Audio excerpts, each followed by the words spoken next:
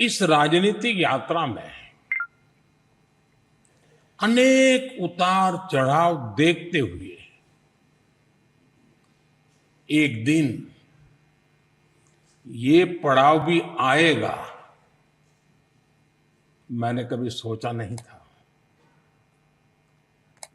निर्वाचित प्रधानमंत्री के रूप में निरंतर सबसे लंबी अवधि तक सेवा करने का अवसर, इसे मैं अपना परम सौभाग्य मानता हूं। आपने इस अवसर पर मुझे सम्मानित किया, इतना मान दिया, इसके लिए मैं आप सभी का बहुत बहुत आभारी हूं। साथियों, इतने लंबे समय तक मां भारती की सेवा का सौभाग्य मिलना, ये ईश्वर की विशेष कृपा से ही संभव हो सकता है। और मेरे लिए तो जनता जनार्दन ही ईश्वर का रूप है। और इसलिए मैंने इस सेवा कार्य को हमेशा एक साधना के रूप में ही देखा है। और ये साधना भी एकाकी नहीं रही है, ये एक सामूहिक यज्ञ है जिसमें आप सब ने और अनेकों साथियों ने कर्तव्य भाव से अपना योगदान दिया है। मैं आज इस यात्रा के ऐसे सभी साथियों के प्रति भी अपना आभार प्रकट करता हूं। साथियों, इस अवसर पर एनडीए परिवार के सदस्यों ने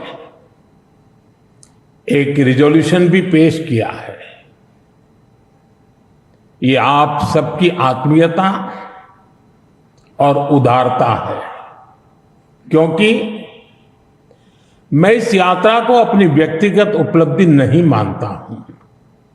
ये हर दृष्टिकोण से हम सबकी सामूहिक उपलब्धि है। ये एनडीए के हर घटक दल की एक समान उपलब्धि है।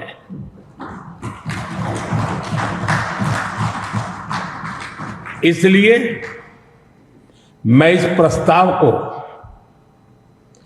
आप सभी को, भाजपा समेत हमारे एनडीए परिवार के सभी कार्यकर्ताओं को समर्पित करता हूं।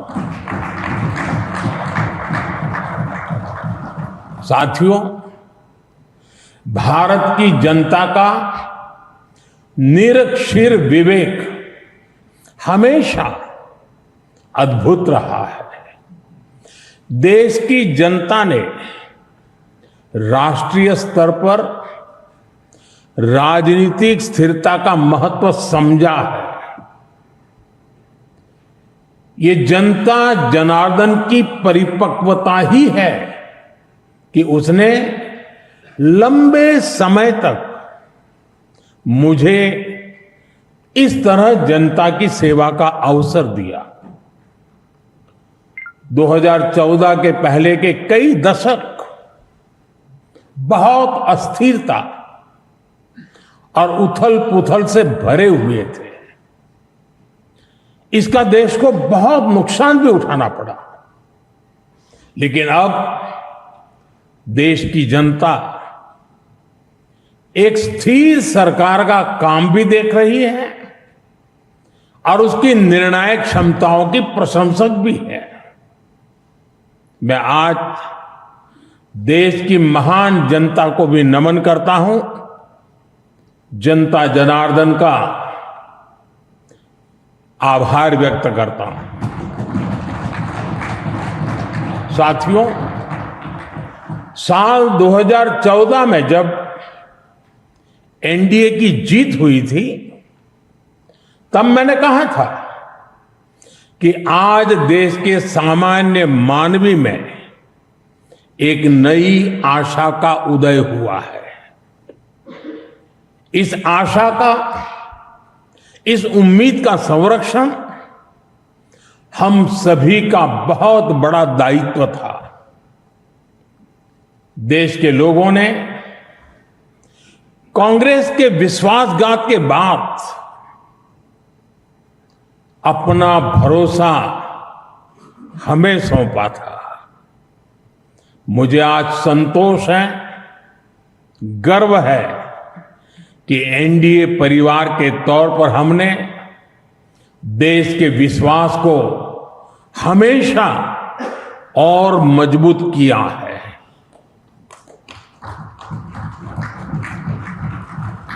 2014 में आशा का उदय होता सूरज आज नए आत्मविश्वास के प्रकाश पुंज में बदल गया है। भारत के लोगों ने पहली बार ये देखा है कि जब सही नीयत से सरकार चलती है तो तेज गति से विकास भी होता है। एनडीए सरकार के इन 12 वर्षों में 25 करोड़ से ज्यादा लोगों का गरीबी से बाहर निकलना ये दिखाता है कि हमारी नीतियां सही हैं, हमारी दिशा सही है। ये सफलता आज देश के हर उस व्यक्ति को एक भरोसा देती है कि एक न एक दिन उसका संघर्ष भी खत्म होगा, एक दिन उसके सपने भी पूरे होंगे। और मैं मानता हूं, कल जो गरीब था आज जो न्यू मिडिल क्लास बना है, उसे अब हमें पीछे नहीं होने देना है। इसलिए सरकार के नाते, जनप्रतिनिधि के नाते हमें दिन रात काम करना है, परिश्रम की पराकाष्ठा करनी है। और इस संकल्प के साथ कि 140 करोड़ का ये देश हमसे जो उम्मीदें लगाए बैठा है वो जरूर पूरी हो। भारत का युवा, भारत की नारी शक्ति, भारत का मध्यम वर्ग, भारत के किसान, सबकी आकांक्षाएं, उनकी एस्पिरेशंस हमें पूरी करनी है। आज देश का हर नागरिक विकसित भारत के सपने से भरा हुआ है। विकसित भारत का सपना अब किसी एक व्यक्ति का नहीं रहा, किसी सरकार का नहीं रहा, किसी दल का नहीं रहा। देश के जन जन का सपना बन चुका है, संकल्प बन चुका है। और इस सपने की पूर्ति के लिए हमें अपना हर पल समर्पित करना है। साथियों, एनडीए के 12 वर्षों की एक बड़ी सफलता यह भी है कि देश कांग्रेस के कुचक्र से आजाद हुआ है। कांग्रेस ने देश को लाचारगी, बेचारगी और हीन भावना की गर्त में गिरा दिया था। देश को यही एहसास कराया जाता था कि भारत में विकास धीरे धीरे ही होता है, भारत में तेज विकास संभव ही नहीं है। और बड़ी ही चतुराई से इस धीमी विकास को एक नाम दिया था, हिंदू ग्रोथ रेट। यानी कार्यशैली कांग्रेस की, दायित्व कांग्रेस का, विफलता कांग्रेस की, लेकिन कलंक देश की बड़ी हिंदू आबादी के नाम लगाया गया।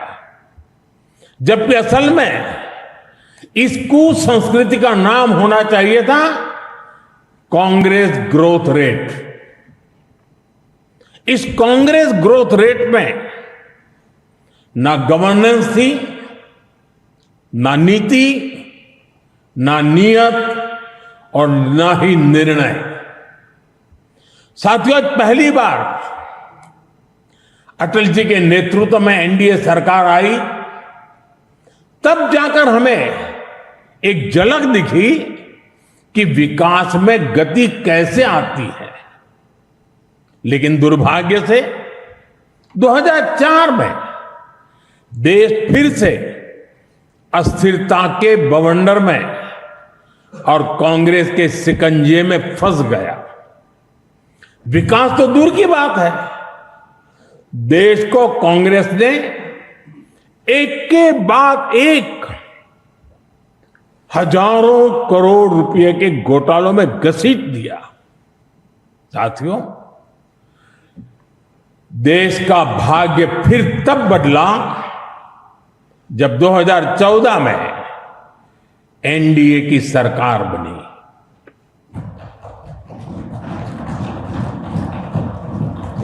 देश ने देखा कि जब नियत, नीति और निर्णय तीनों एक साथ काम करते हैं तो विकास की गति कैसी होती है। देश ने देखा कि जो काम दशकों में होते थे वो काम महीनों में होने लगे। 2014 में 74 एयरपोर्ट से 2026 में 160 से अधिक एयरपोर्ट तक, 2014 में 1000 किलोमीटर एक्सप्रेसवे से 2026 में 6700 किलोमीटर एक्सप्रेसवे तक, 2014 में सिर्फ 5 शहरों में मेट्रो से 2026 में 20 से ज्यादा शहरों में मेट्रो तक, 2014 में 700 करोड़ रुपए डिफेंस एक्सपोर्ट से 2026 में 23,000 करोड़ रुपए के डिफेंस एक्सपोर्ट तक। देश ने बहुत लंबी यात्रा तय की है। साथियों, 2014 में देश में केवल 25 करोड़ इंटरनेट यूजर थे। आज 100 करोड़ से अधिक यूजर इंटरनेट से जुड़े हैं। 2014 में डिजिटल पेमेंट्स ना के बराबर थे। आज भारत डिजिटल ट्रांजैक्शन में नंबर 1 देश है। 2014 में भारत अपनी जरूरत का ज्यादातर मोबाइल बाहर से मंगाता था। आज भारत 33 करोड़ से अधिक मोबाइल हैंडसेट खुद बनाता है। 2014 में सोलर क्षमता केवल 2.5 गीगावाट थी। आज यह 150 गीगावाट से अधिक है। 2014 में एथेनॉल ब्लेंडिंग केवल 1.5% था। आज यह 20% तक पहुंच चुकी है। 2014 में देश की एक भी सेमीकंडक्टर यूनिट नहीं थी। आज देश में बन रही 10 से ज्यादा सेमीकंडक्टर यूनिट्स भारत को आधुनिकता की तरफ ले जा रही है।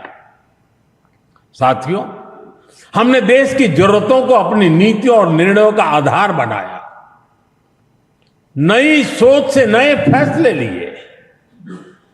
हमने युवाओं के लिए स्किल डेवलपमेंट मिनिस्ट्री बनाई।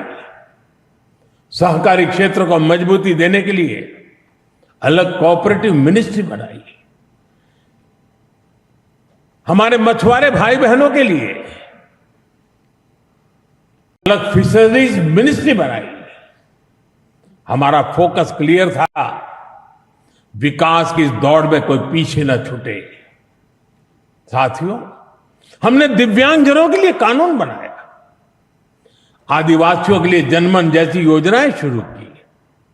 पशुपालकों और मछुआरों को पहले किसान क्रेडिट कार्ड का लाभ नहीं मिलता था।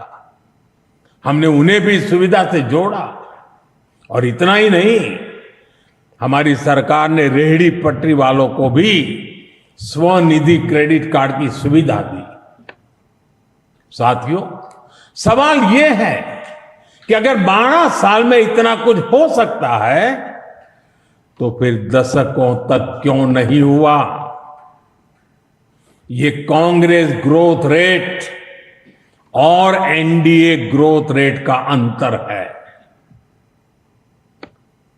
एक व्यवस्था लोगों को इंतजार कराती थी, आज की व्यवस्था परिणाम दिखाती है।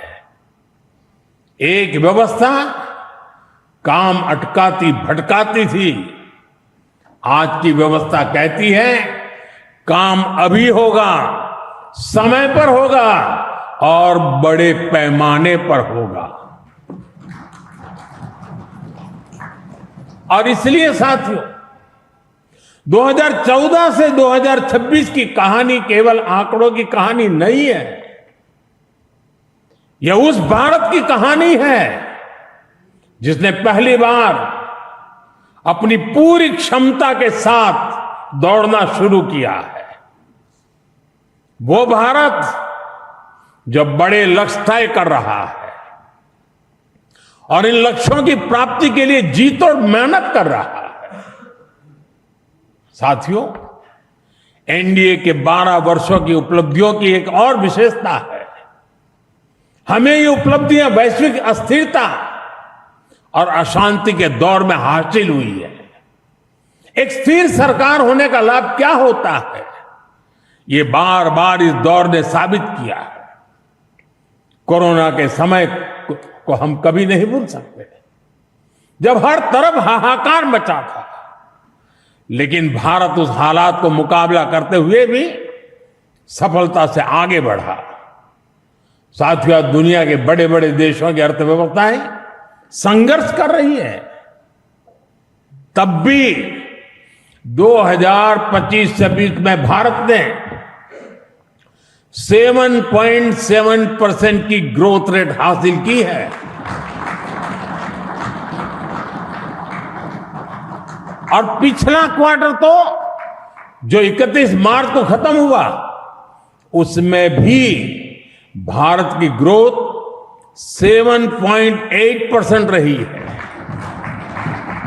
यह सफलता इतनी आसान नहीं है दोस्तों। हम फ्रेजाइल 5 के कटघरे से बाहर निकलकर आज दुनिया की तेज गति से आगे बढ़ने वाली अर्थव्यवस्था बन चुके हैं। साथियों, कल के विकसित भारत की गारंटी है आज का आकांक्षी भारत। आकांक्षी भारत के गर्भ में विकसित भारत पल रहा है। आज के भारत की आकांक्षाएं बड़ी हैं, सपने बड़े हैं, इसलिए उसके संकल्प और लक्ष्य भी उतने ही बड़े हैं। देश की इन आकांक्षाओं का वाहक हमारा मिडिल क्लास है, नियो मिडिल क्लास है। इसलिए हमारी सरकार मध्यम वर्ग के एस्पिरेशंस को पूरा करने में लगी है। मिडिल क्लास की ईज ऑफ लिविंग, उसकी क्वालिटी ऑफ लाइफ, उसके लिए नए अवसर और नई संभावनाएं हमने हर फ्रंट पर काम किया है। साथियों, 2014 से पहले मिडिल क्लास कानून की उलझनों का सबसे बड़ा शिकार हुआ करता था। जटिल टैक्स सिस्टम, आमदनी के सीमित स्रोत और टैक्स का बड़ा बोझ, खराब गवर्नेंस की मार, ये सब सामान्य मानवीय के लिए डेली लाइफ की चुनौती होती थी।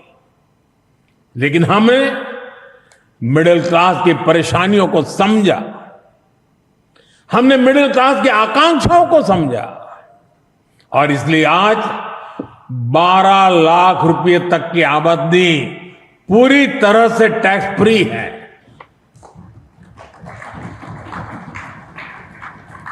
आज देश में सरल और फेसलेस टैक्स सिस्टम है। अच्छे इंफ्रास्ट्रक्चर से उनका जीवन आसान हुआ है।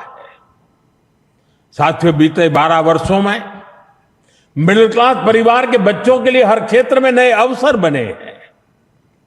मध्यम वर्ग के घर का सपना पूरा हो सके, सरकार इसमें भी मदद कर रही है। घर में इलाज के खर्च का बोझ कम हो, इसके लिए आयुष्मान भारत योजना में बिना आय सीमा के बुजुर्गों को भी शामिल किया गया है। जीएसटी रिफॉर्म का भी बहुत बड़ा लाभ देश के मध्यम वर्ग को हुआ है। उसके लिए हेल्थ इंश्योरेंस सस्ता हुआ है। उसके सपनों से जुड़ी चीजें सस्ती हुई है। इन प्रयासों का परिणाम है कि आज देश का मिडिल क्लास अनिश्चितताओं से मुक्त हो रहा है। वो भरपूर आत्मविश्वास के साथ देश की विकास यात्रा को गति दे रहा है। साथियों, हमारे लिए दल से हमेशा अगर बड़ा कुछ है तो हमारा देश है। दल से बड़ा देश है। और जब नेशन फर्स्ट, देश प्रथम की भावना से काम होता है तो कोई भी निर्णय कठिन नहीं होता। इसलिए ऐसे फैसले जिन्हें पहले असंभव समझा जाता था, जो देश के सुरक्षित भविष्य के लिए अनिवार्य थे, हमने बहुत ही सधे हुए तरीके से उन फैसलों को भी लिया। पहले सरकारें आर्टिकल 370 की बात करने से डरती थी। हमने उसे खत्म करके पूरे देश में एक संविधान लागू किया। पहले नॉर्थ ईस्ट से बम, बंदूक और ब्लॉकेट जाने का नाम नहीं लेते थे। हमने नॉर्थ ईस्ट में शांति भी लौटाई और स्थिरता भी लेकर आई। पहले भारत आतंक के हमलों के बाद चुपचाप दर्द सहता रहता था। हमने आतंकवादियों पर सर्जिकल स्ट्राइक की, एयर स्ट्राइक की। ऑपरेशन सिंदूर में दुनिया ने भारत का सामर्थ्य देखा। साथियों, पहले मान लिया गया था कि नक्सलवाद, माओवाद अब कभी नहीं खत्म होने वाले हैं, कभी खत्म हो ही नहीं सकते। हमने देश को नक्सलवाद, माओवाद के उस जहर से मुक्त करके दिखाया है।